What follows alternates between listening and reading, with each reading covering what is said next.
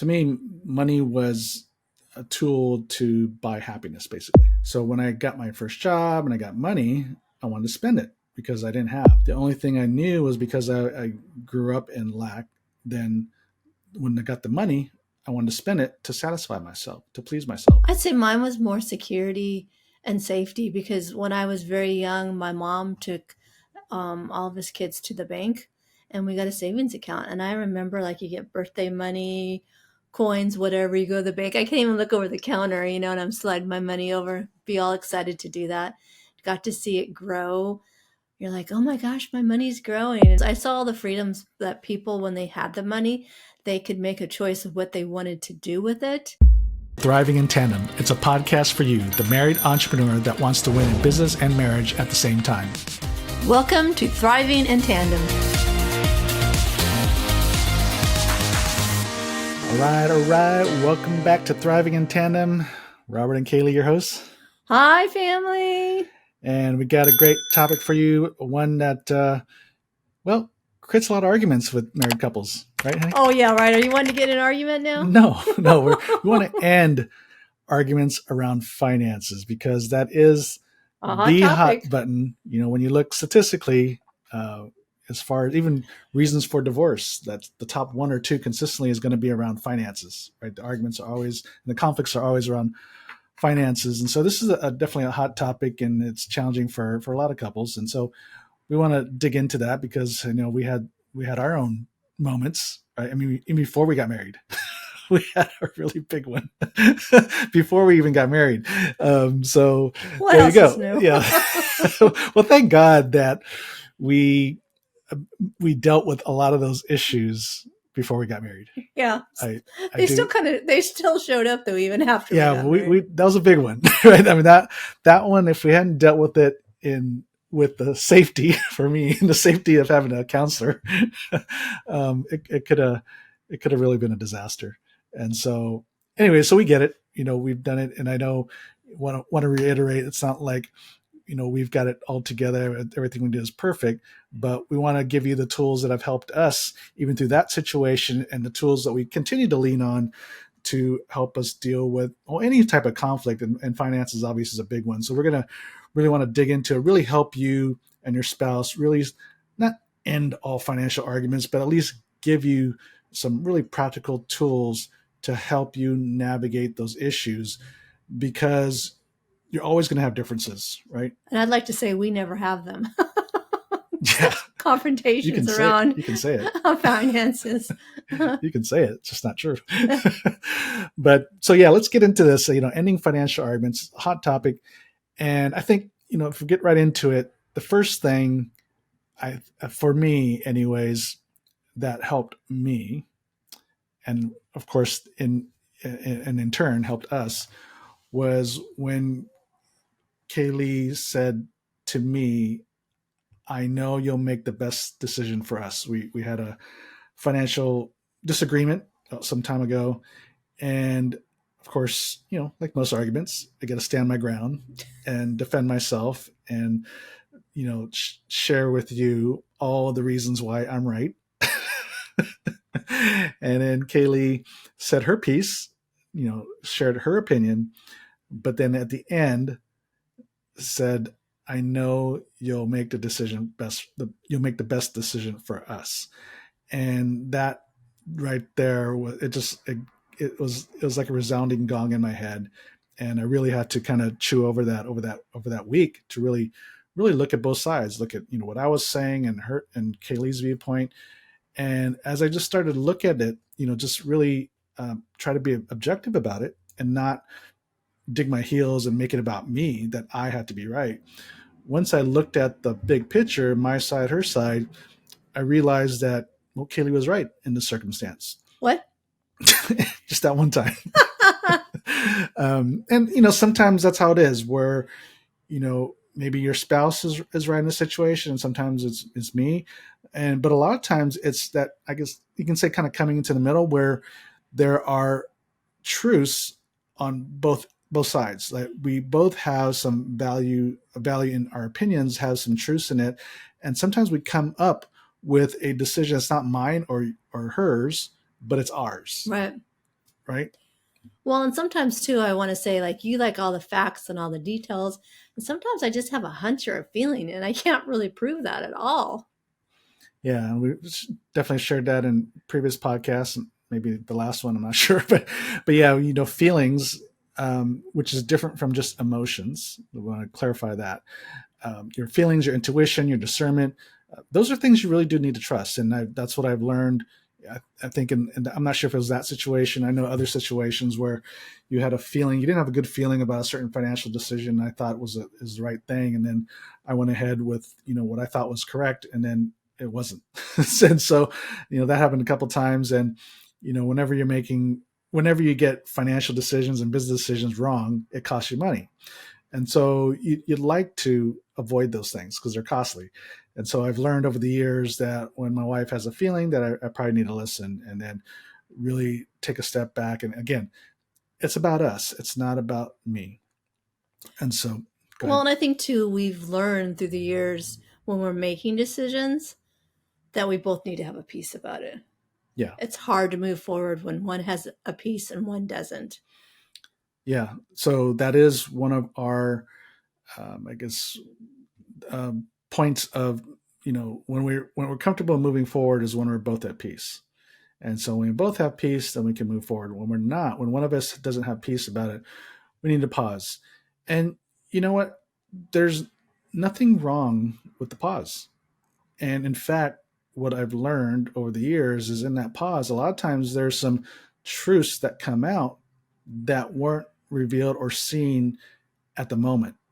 And those truths all of a sudden make that potential decision or that potential decision looks a little different. Where when I thought this was a good decision, and all of a sudden some more facts come out that wasn't revealed in the beginning, I'm like, oh, wait a second, this is not what I thought it was going to be.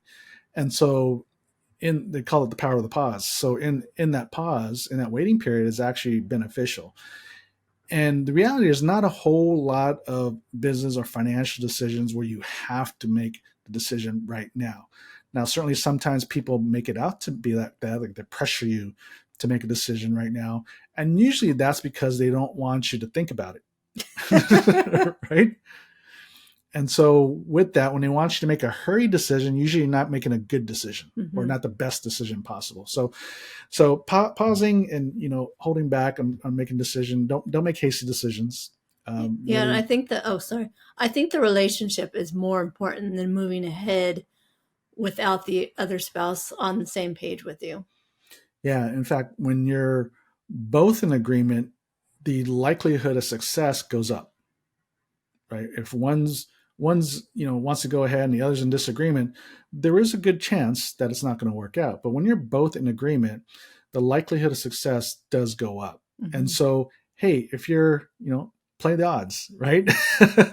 Play the odds, and then you're Well, actually going to see a more consistent trajectory and growth in all the financial decisions you make. well, and I think I feel like if you make a decision together and it doesn't work out, at least you're on the same page, and you're not holding each other hostage, saying like, "Oh, well, it was your fault because I didn't really want to do it and you ran on ahead without me." So I just think it's better, even like I said, Mm-hmm.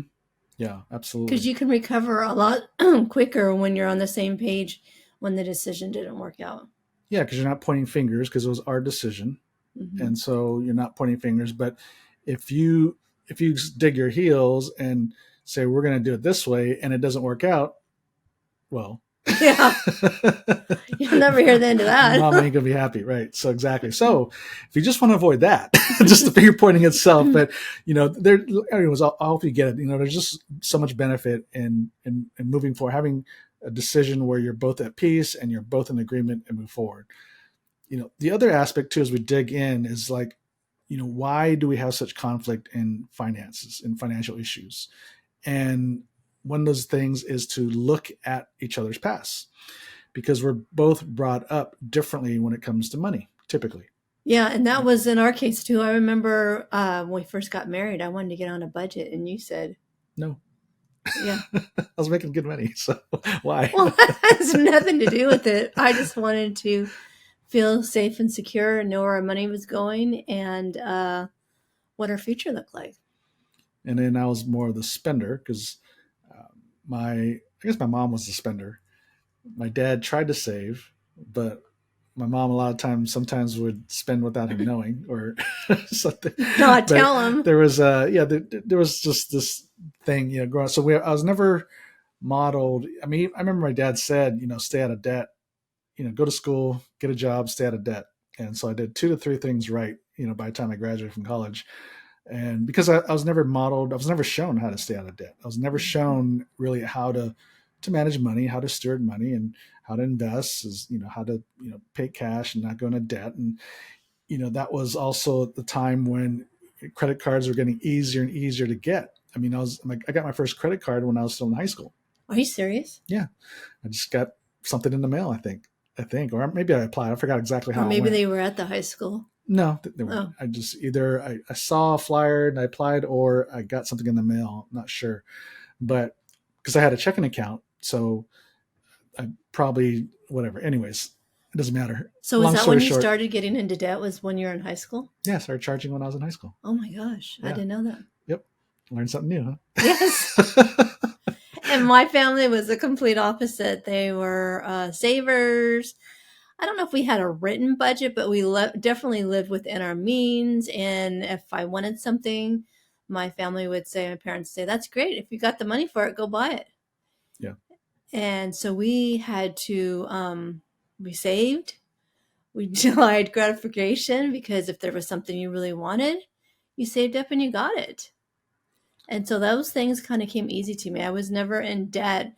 And I don't want to say it was easy. I guess I want to say it was, I learned at a young age. Well, that was your normal. Right. And I just thought everybody was like that. So what does money mean to you?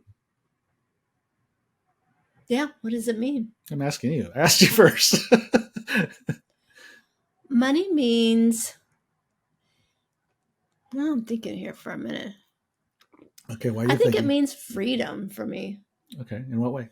Freedom to go do all the things you want to do, freedom to give to different causes and different charities. I'm still thinking. Well, I'm Okay, thinking you give me your so answer. for me, because we didn't have a lot of money growing up, so when I got my first job and I got money, I wanted to spend it because I didn't have.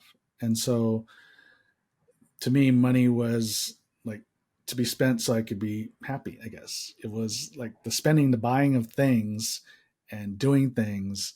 It was that self gratification. Mm-hmm. And a lot of it because didn't have it growing up, and it wasn't ingrained in me of how obviously it's okay to spend money, but you still need to save, right? That's good stewardship, is to save and plan for the future. And of course, not getting in debt, because that just costs you money because you're paying interest to the bank instead of investing it into yourself. And so none of those things were really taught to me. So the only thing I knew was because I grew up in lack, then when I got the money, I wanted to spend it to satisfy myself, to please myself. And so to me, money was a tool to buy happiness, basically. I'd say mine was more security and safety because when I was very young, my mom took all of his kids to the bank and we got a savings account. And I remember like you get birthday money, coins, whatever, you go to the bank. I can't even look over the counter, and I'm sliding my money over, be all excited to do that. Got to see it grow. You're like, oh my gosh, my money's growing. And yeah, like I said, all the freedoms. I saw all the freedoms that people, when they had the money, they could make a choice of what they wanted to do with it. I know you want to spend it. I spent some of it, but I also saved a lot of it and got my first house, bought my car that way. And so I guess we just totally looked at it differently. Mm-hmm. So I think you can see just from our different experiences and our upbringing how we each view and treat money differently. So then, of course, coming together, you can see how that can create some challenges, because I just wanted to spend and I didn't care where it went. I wasn't really necessarily thinking for the future, except for the fact that by the time we did meet and eventually got married, I was investing. I invested in, first was the 401k. So I was being consistent with that. So I really started to, pile up a nice investment for the future, for retirement. Then I started investing into a little bit into real estate. Of course, we picked it up when we got married, picked up even more. So I had some good stuff going on. Mm-hmm. Because I was kind of learning as I would go, and then I would hear things, and I did want to improve my financial situation from growing up. And I knew, especially once I got out of college, I started to think about, yeah, I do need to plan for the future because my parents didn't have retirement. They lived on Social Security. And so definitely want to make sure, I wanted to improve myself, want to have a comfortable living, make a comfortable living, not have to worry about once I get into that retirement age, not wanting to worry about money. So I started doing some of the right things, but the lack of a budget was a thing that kind of, I know, challenged us in the beginning until we finally got on the same page. Yeah, it took us quite a while. Yeah. But you see kind of the differences, right? And how it can create some challenges. Yeah, and I saw a lot of good things. Like my grandpa paid cash for everything. I don't know.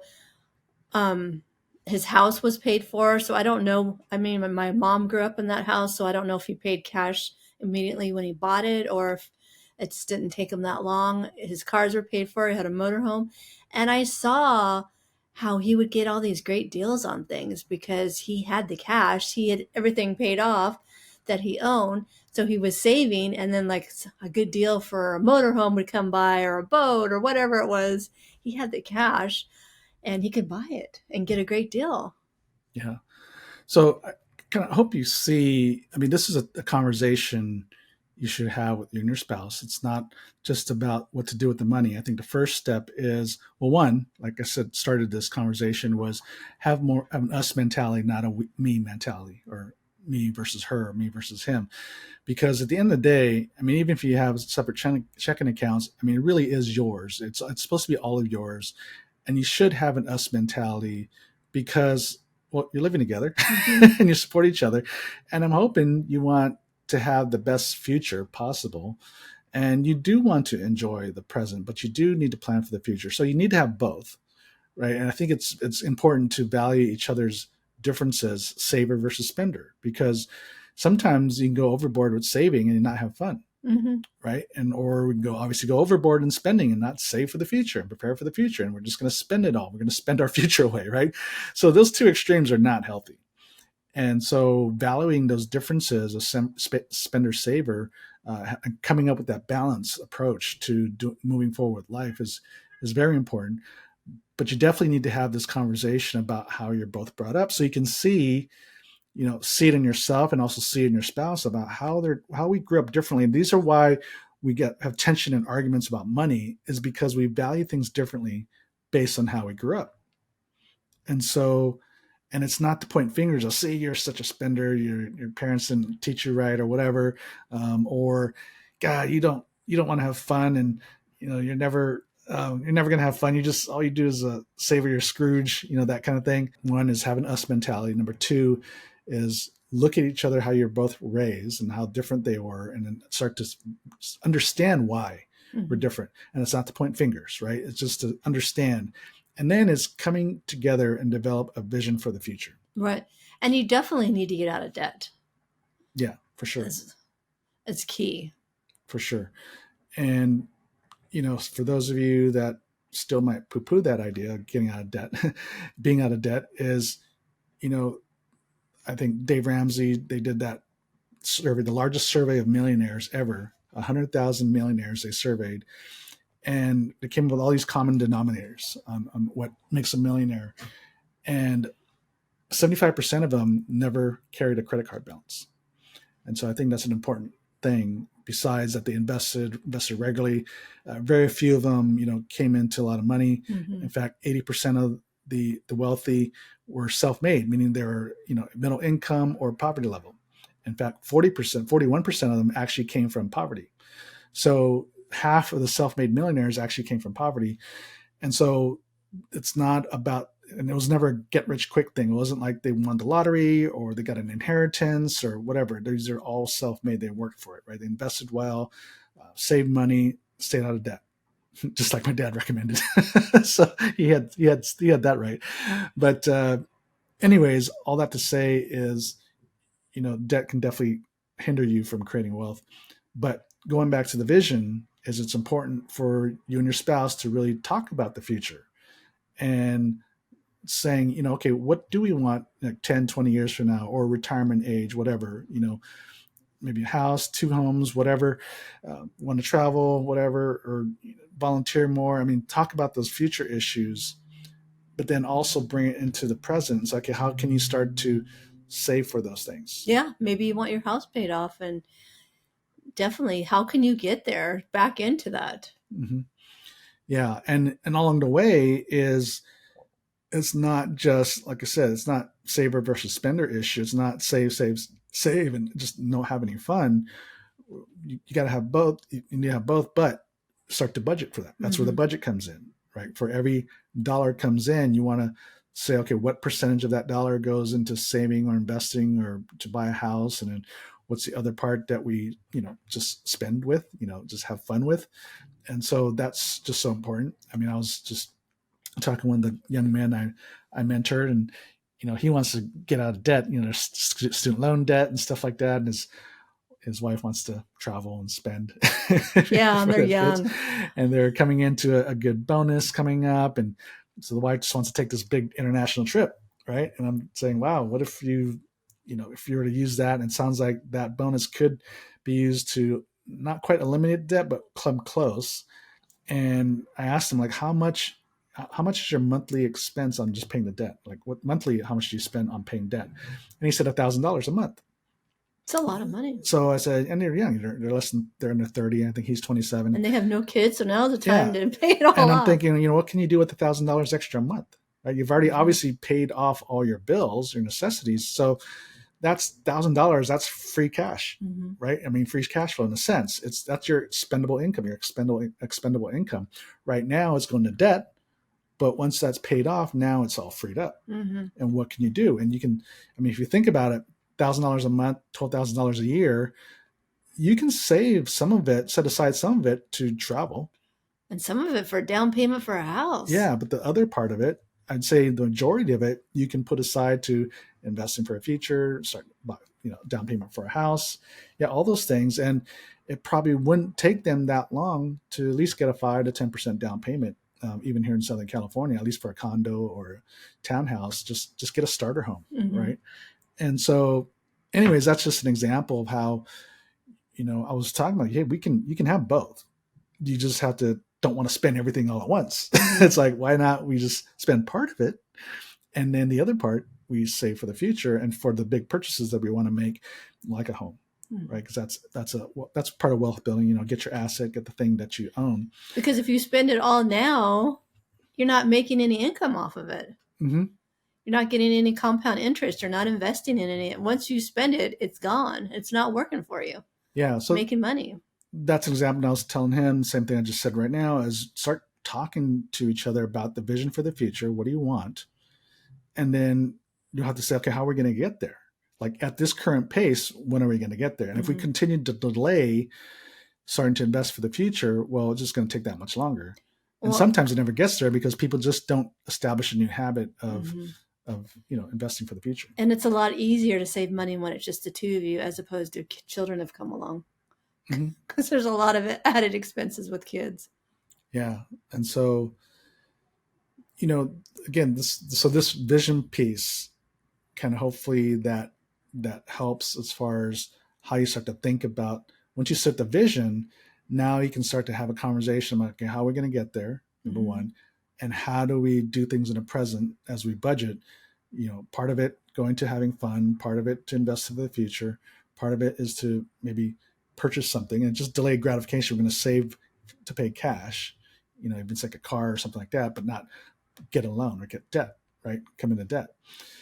And it's also important, I think, as you're moving forward, you're going to obviously delay gratification on certain things as you're saving for things to pay cash or whatever. But it's important to also reward yourself when you delay gratification. And that doesn't mean you have to be buying something super expensive. Yeah, but what I'm saying is that as you're saving for a car, or saving to, I don't know what else besides buying a house, but when you're saving for something, it's like sometimes every now and then, every few months or year, maybe have a little celebration, whether it's your favorite restaurant at at a you know and for lunch or something like that, or going for a quick little weekender, or maybe not even that. Maybe it's just something to symbolize just rewarding yourself from just doing the right things for money, Mm-hmm. because it'll satisfy the spender. Because if we're just saving, right, and not have some kind of reward, it gets really tough Mm-hmm. for the Well, spender. and I think this is what you're saying is add that into your vision, because I think the vision is the fun part, because you get to sit down with your spouse and say, "Oh my gosh, what do we want our life to look like in 5 years, 2 years, 10 years, 20? Retirement," and then you have something to work towards, and then you guys both buy into it together. So that's also a good time to come up with what kind of little things do you want to do to celebrate. Sometimes we go to the beach, we pack a lunch, take the dog, and we just go to the beach and hang out. That's celebration for us. Mm-hmm. Yeah, and it's fun. The dog likes it too. It's fun. It doesn't cost you a lot of money, right? If at all, especially if you're just packing a lunch, and just to get out and just do something and just be together and celebrate. Yeah. So rewarding. I think rewarding yourself when you're making these sacrifices, financial sacrifices, is so important. So hopefully you can see that we're trying to kind of satisfy both spenders, savers, Mm-hmm. right? And that really helps avoid conflict, because sometimes as a spender, if all I feel is we're just saving, I might act out, Yeah, right? By that's spending true. something behind your back or something like that. So, Oh, oh no. so we don't worry. Okay. So There's something these, I need to know. jeez. So what I'm saying is that we, anyways, this kind of you want to satisfy both I can ends, see that happening though. right? Yeah, I mean, it happens. We've heard it happen, Mm-hmm. and so that's why you can't just, again, it's not about being on the extremes, Mm-hmm. right? It's just coming together, Being on the same satisfy team both. together because you both came up with the vision Yeah, but and the plan, and it makes sure you're moving forward as us in the right direction. and to continue to talk about it. Mm-hmm. Touch base where you're at. I would put my goals up somewhere where I would see them all the time. And it's just something that you're working towards together. How fun is that? Yeah, and so the last thing I want to leave you with is just to remember is when you stay in conflict about money, it's really what that's doing is causing you to work against each other, and it basically slows it down. So even if you don't have the us mentality, us is being impacted, right? When you're Mm-hmm. in conflict, it is affecting us, whether you realize it or not. So the more you can get on the board of making decisions for us and move forward, and not about digging your heels in about I want to do it this way versus her way or Mm-hmm. his way, then once you start to eliminate that tension, then you'll be able to move forward. But when you stay in conflict on money, it's going to work against you, against the two of you, and slow the both of you down from moving forward to realize the dreams that both of you have. Because sometimes you have some, independent ones, different ones, and also you have your joint ones. And we want to make sure we cover all the bases. But when we're in conflict with the money, it's just going to slow all that down. And don't let a wedge come between you because of money. Yeah. It's not worth it, you guys. And then it affects your health and affects your business. It affects your family. It just affects so many areas of your life.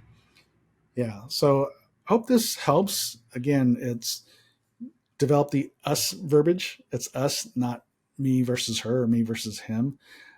Really understand each other's past, so you can start to understand why we treat money differently and how we view money differently. And then start to value each other's differences. It's not about me versus her, but it's like, how do we come together on this thing? And then establish a vision that we both agree to move forward with, and start making financial decisions about achieving that long-term vision. But even in the present, how do we make sure we budget to satisfy both needs? And then sometimes we need to be in more savings mode to maybe just get out of debt, or maybe we do have to really cut down all the spending so that we can get out of debt as fast as we can, free up that, for example, $1,000 a month.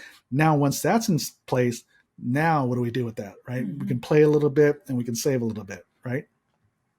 Well, and I want to say too, if you need help, please don't be afraid to go get it, you guys, because this is such a hot topic and button in people's lives that sometimes it's just hard to get on the other side of it. Yeah.